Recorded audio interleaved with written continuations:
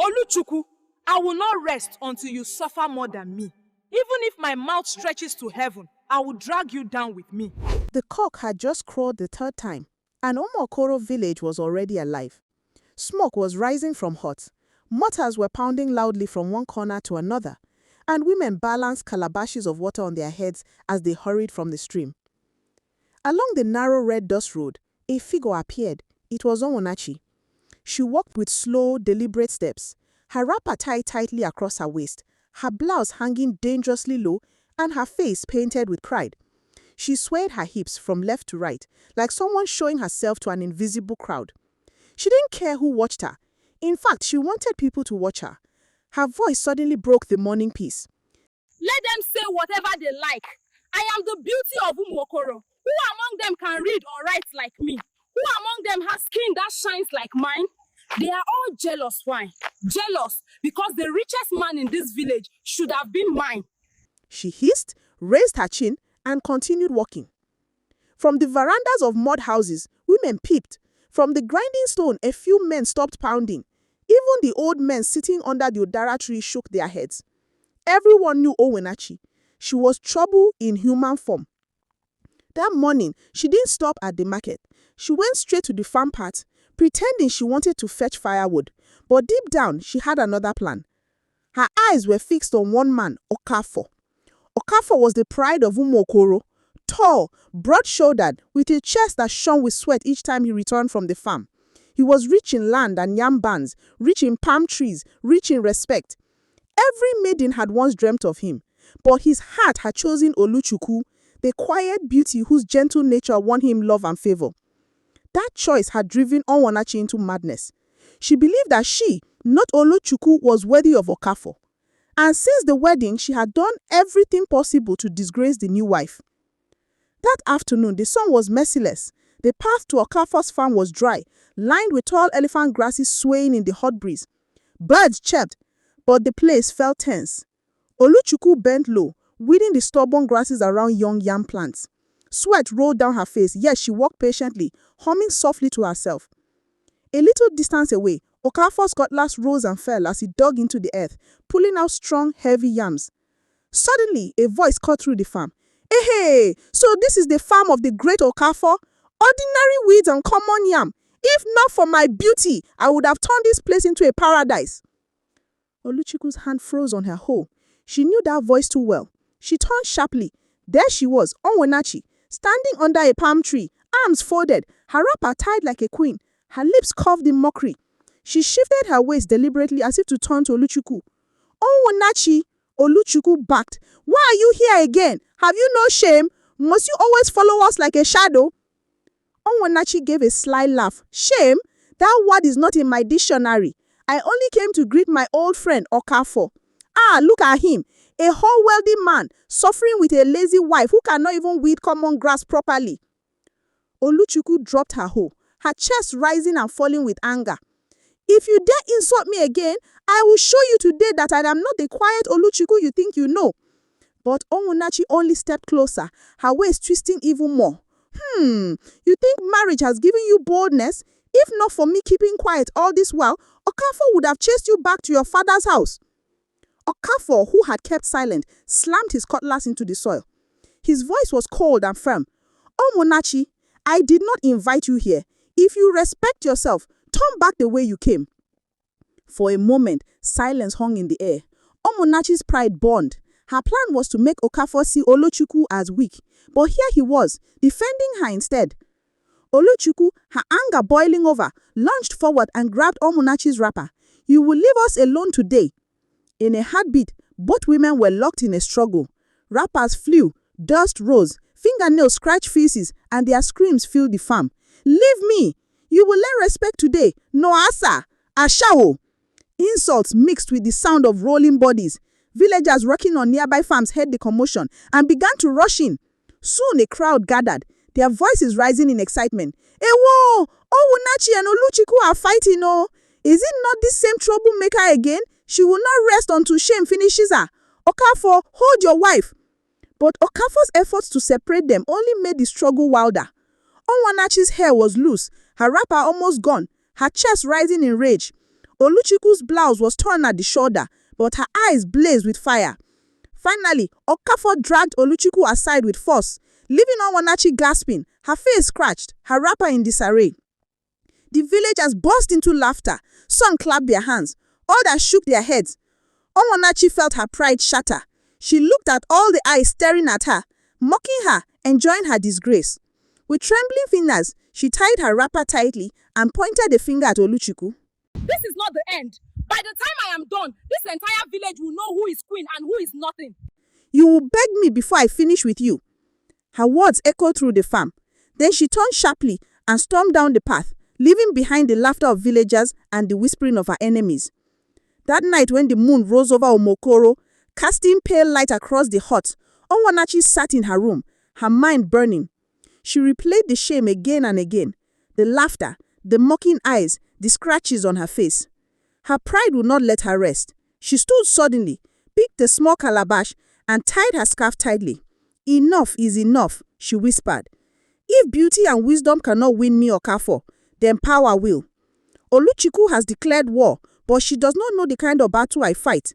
By the time I return from where I am going, even her own shadow will fear me. With that, she pushed her door open and stepped into the night. The crickets chirped, owls hooted from the trees, and the wind blew across the narrow bush path. Her feet carried her towards the dark forest, towards the shrine of the witch doctor. And so began the journey that would change her life forever. She did not stop until she reached a clearing deep inside the forest, where an ancient shrine sat. The walls of the hut were smeared with white chalk and dried blood of past sacrifices. Cowries hung from the roof, and red cloths fluttered slightly in the wind. A strange smell of burnt herbs and rotten eggs filled the air. From inside the shrine came a rattling voice. Who dares to disturb the spirits at this hour? Onwunachi's heart skipped a beat, but she lifted her chin. It is me, Onwunachi of Umokoro. I have come because I want power. I want victory over my enemies.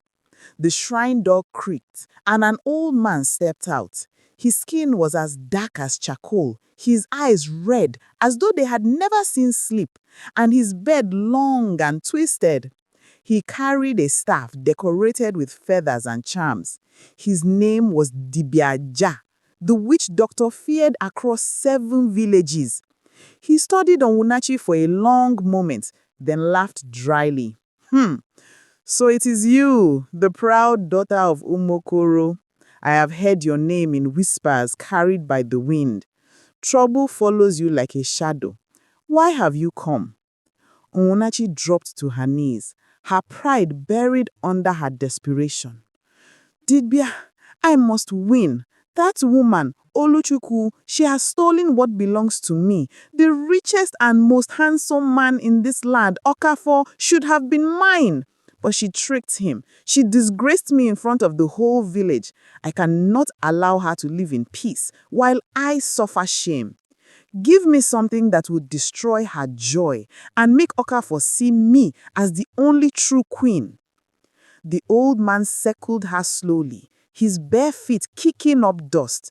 Then he stopped and struck the ground with his staff. Do you know the danger of what you ask? I do not care, Onwunachi spat quickly. Give me the charm. I am ready. The Dibiaja bent and scooped some powder from a clay pot.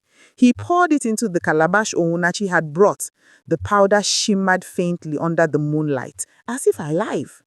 This is powerful, he warned. If you use it as I tell you, Oluchukwu will bow to you, and Okafor's eyes will see only your beauty. But listen carefully. He raised his staff until it stood upright. For the spell to take root, you must not speak to any man for 4 days. Do you hear me? Not even a greeting.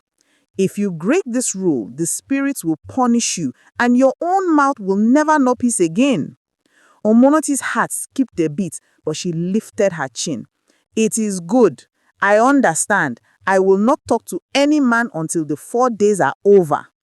The witch doctor stepped closer, his eyes boring into hers. Swear it by the earth. She bent low, touching the soil. I swear, For 4 days, my lips will not open to any man." The old man smirked, handed her the calabash, and disappeared back into the dark shrine. Onwunachi stood up slowly, her pride returning. As she made her way back to the village, she whispered to herself, "Oluchuku, your end has come. By the time 4 days pass, Okafor will be mine." The next morning, the village was busy as usual.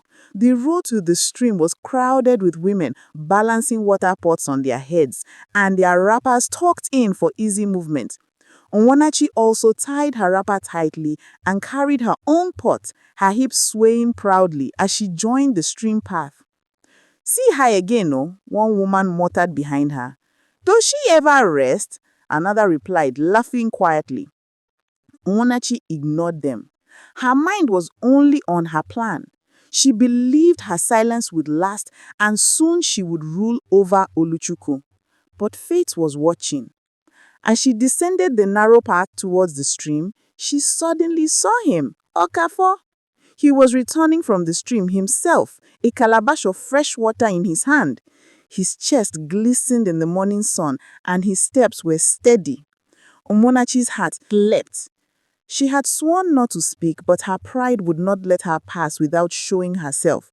She slowed her steps, adjusted her wrapper, and began to swing her waist more boldly, her eyes locked on him. When they drew near, she tilted her head and whispered sweetly, "Good morning, Okafor." Her voice carried a flirtatious lilt. Okafor glanced at her once and kept walking. He did not stop. He did not even respond. Something inside Onwunachi burned with embarrassment, but she shook it off and continued towards the stream, pretending not to care. It was only when she reached her hut later that the unthinkable happened. She opened her mouth to call for her younger sister inside. Suddenly, her mouth stretched. At first, just a little, as if her jaw was out of place. But then it pulled further, the lips widening, the chin dropping unnaturally until it looked like her mouth was trying to escape her own face. "Ah!" she screamed, clutching her cheeks.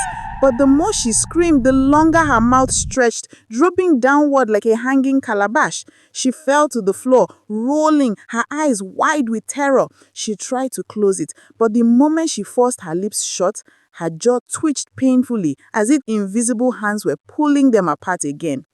By the time she staggered outside, sweat covering her body, her mouth was stretched so long that two neighbors who saw her dropped their basins of cassava in shock. "Oh, Chineke mio, what's happening to her mouth?" the other gasped. Onwanachi tried to speak, but the more words she pushed out, the more her mouth grew until she collapsed on the ground in shame and pain.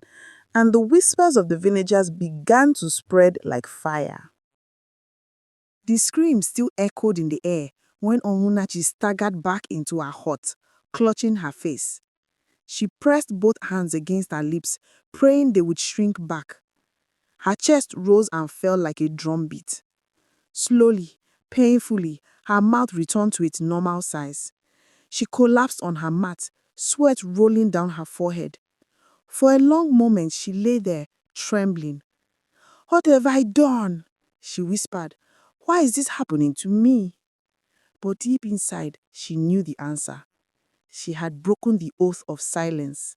The news had already spread like Hamatan fire. By dawn, women carrying firewood gossiped about it. Palm wine tappers whispered it under the trees. Farmers laughed about it as they sharpened their hoes. "Have you heard? Onwunachi's mouth nearly touched the ground yesterday, oh." Ha! The same Onwunachi that always boasts she's the most beautiful. Chineke. She wanted to be queen of the village, but now her mouth is doing masquerade for her. Onwunachi did not step out of her hut until mid-morning. She wrapped a thick scarf around her head and tied another across her face, covering her mouth and chin. When she finally walked down the dusty road, villagers turned to stare. "Look at her," one man muttered loudly, "covering her mouth like teeth." Another laughed. "Maybe she has grown beard overnight." Onwunachi ignored them, but her pride was boiling. She swayed her hips even harder, trying to remind them she was still the finest. But pride is like smoke. It betrays itself. As she passed the marketplace, A little goat ran in front of her. The animal startled her, and before she could stop herself, she hissed, "Stupid goats!" Immediately, her mouth jerked, her jaw stretched outward, her lips widening as if invisible ropes were pulling them. The scarf ripped apart as her mouth pushed forward longer and longer. Traders dropped their baskets of okra and pepper. "Chai! See her mouth again!" a woman screamed. "Onwunachi the beauty, your mouth won't reach Inkwa market," a man shouted, laughing so hard he fell to the ground. Two men clapped their hands and sang mockingly, "Onwunachi, Onwunachi, her mouth is long like bamboo stick." Onwunachi tried to run, but each step she took, the mouth bounced in front of her like a stretched calabash. She finally covered her face with both hands and fled home in tears, leaving behind the laughter of the whole market. That night, she could not eat. Every time she lifted food to her lips, her mouth twitched dangerously, as though ready to stretch again. She threw the plate aside and broke into sobs. "Oluchukwu, you are the cause of this. If not for you, Okafor would have been mine. Now see what I suffer because of my enemies." Her pride would not allow her to admit the truth that she caused her own downfall. By the third day, Onwunachi could no longer bear the shame. She tied her wrapper, covered her face again, and sneaked back to the forest shrine. The place was eerie as before. Cowries rattled, feathers hung, and the smell of burnt feathers filled the air. She fell on her knees before Dibiaja, tears running down her cheeks. "Dibia, help me. I did everything you asked, but still, my mouth stretches like rope in public. They are laughing at me. Please save me." The old man's eyes glowed in the dim light. He hit the ground with his staff. "Did you keep your vow?" Onwunachi hesitated, her eyes shifting. I only greeted Okafor. Just small greeting. Is that one a crime?" The Dibia's laughter rumbled like thunder. "Ha! Foolish woman! I told you not to speak to any man for 4 days. You swore on the earth, and you broke it the very next morning. The spirits are not blind. Your tongue has betrayed you, and now your mouth will bear the punishment." Onwunachi wailed, beating the ground with her fists. "Please, Dibia, remove it. I will do anything, anything." The Dibia leaned closer, his voice dropping. "There is only one way, but it is dangerous, and it may cost you your pride forever. If you are not ready, then continue dragging your mouth through the market like a broom." Onwunachi's heart pounded. "What way? Tell me, I am ready." But the Dibia only smiled, showing his brown teeth. "You will know when the spirits demand it." Onwunachi returned home with fear in her chest. She could not speak freely without risking disgrace. Villagers mocked her, gossip spread, and even children laughed whenever she passed. But deep inside, her anger burned hotter than ever. Instead of humbling herself, she whispered to the night, Oluchukwu, I will not rest until you suffer more than me. Even if my mouth stretches to heaven, I will drag you down with me. and with that vow, she sealed her own fate. The sun rose over Umokoro with the sound of pestles pounding yam and men returning from their farms. But one person did not sleep all night, Onwunachi. She sat on her mat with swollen eyes, staring at the earthen pot the Dibia gave her. Her jaw still ached from the last stretching, and her pride was crumbling like old clay. Outside, voices carried. "Have you heard? Onwunachi cannot control her own mouth again." "Serves her right. Pride always ends in disgrace." "She thought beauty could plant yam. Now see her." The words pierced her like thorns. Every time she heard her name, shame pressed on her chest. She could not even step outside without covering her face. But what pained her most was that Okafor still walked hand in hand with Oluchukwu, the woman she despised. Their laughter carried across the village like music while she hid in the shadows. Her fists clenched. "No, she muttered. I will not allow Oluchukwu to enjoy peace. If I must suffer, she too will suffer. That same evening, Owunachi returned to Dibia Aja. The forest seemed darker than before, the air heavier. The shrine glowed faintly from burning herbs. The old man was waiting, seated cross-legged on a mat of straw, his staff across his knees. His eyes glimmered when he saw her. You again! His voice was calm, almost mocking.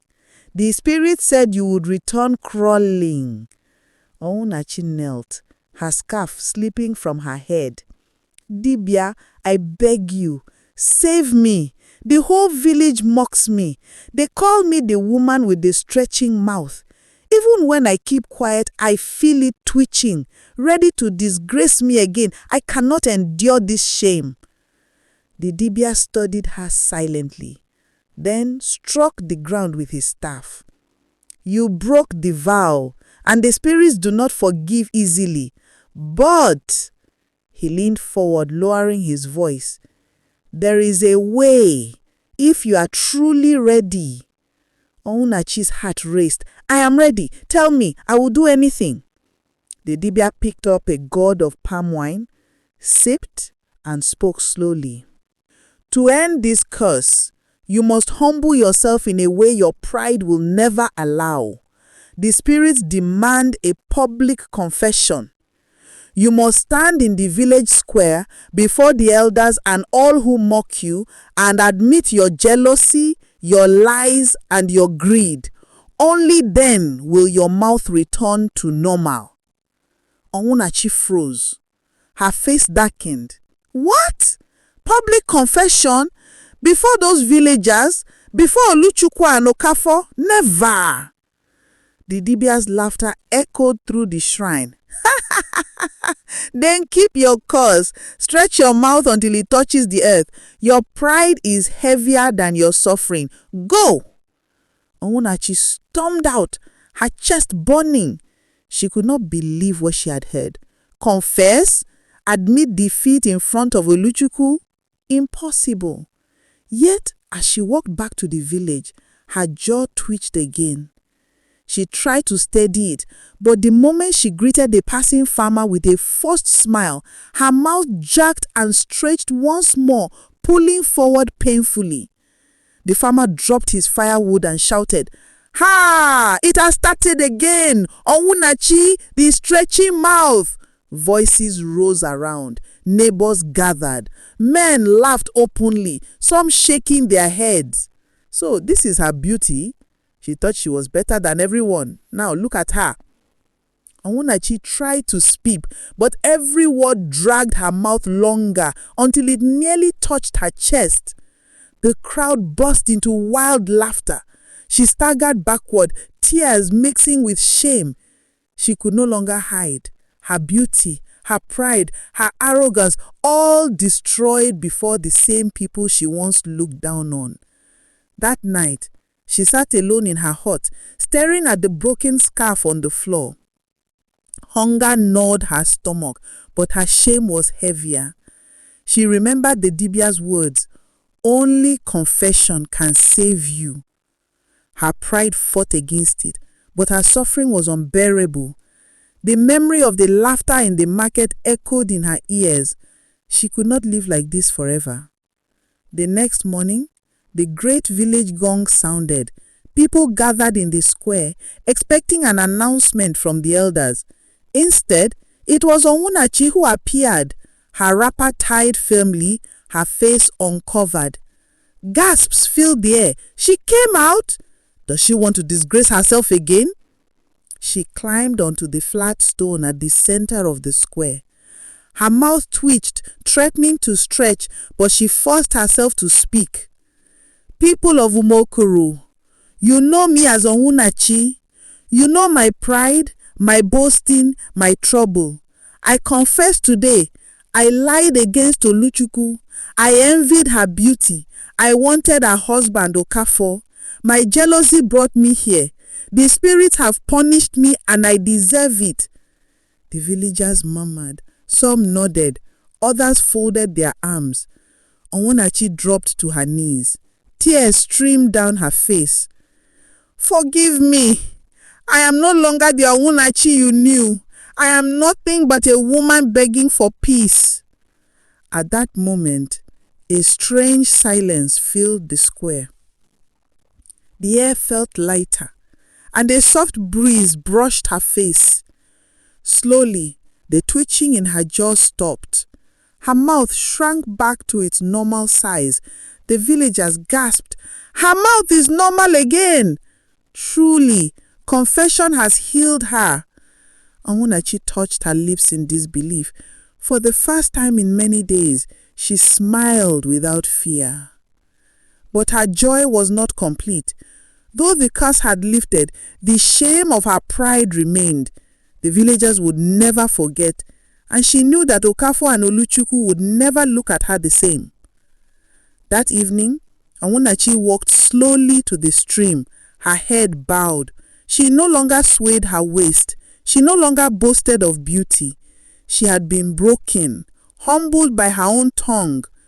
And as she fetched water quietly, she whispered to herself, "Pride truly destroys faster than any curse. May my story be a warning to those who think themselves above others." In Umokoro, people still told the tale for years. The tale of Onwunachi, the woman whose mouth stretched because of pride.